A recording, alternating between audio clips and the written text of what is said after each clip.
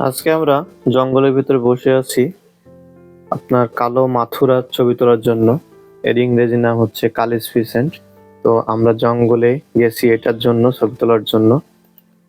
আমরা ভিডিও করার জন্য জঙ্গলের গভীরে চলে গেছি।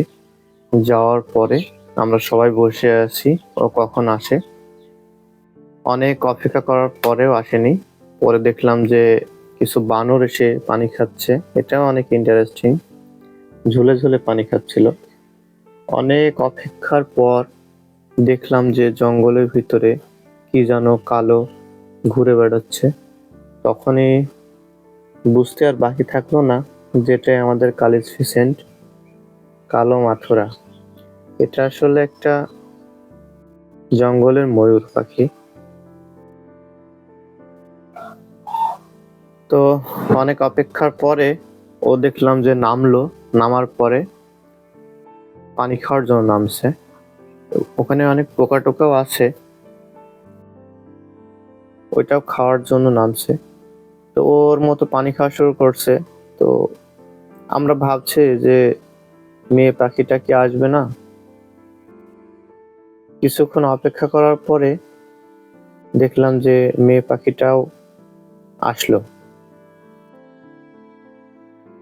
তারপরে দুইজন ওদের মতো কেউ পোকা খাচ্ছিল, কেউ পানি খাচ্ছিল।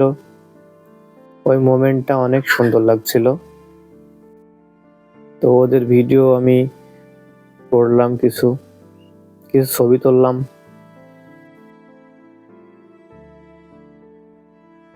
এই কালিস ফিসেন্ট মূলত জঙ্গলে থাকে, এদেরকে সহজে দেখা যায় না, খুবই রেয়ার। এদের তোলার জন্য, ছবি তোলার জন্য বাংলাদেশ থেকে অনেক দূর দূর থেকে মানুষজন আসে।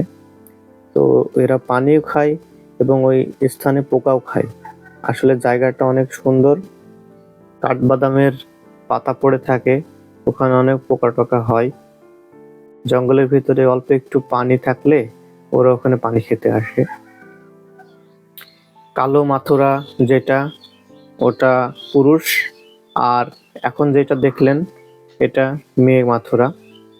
ওরা পানি খাওয়া কমপ্লিট করার পরে ওরা ওদের মতো ওদের বাসার দিকে রওনা হওয়া শুরু করছে।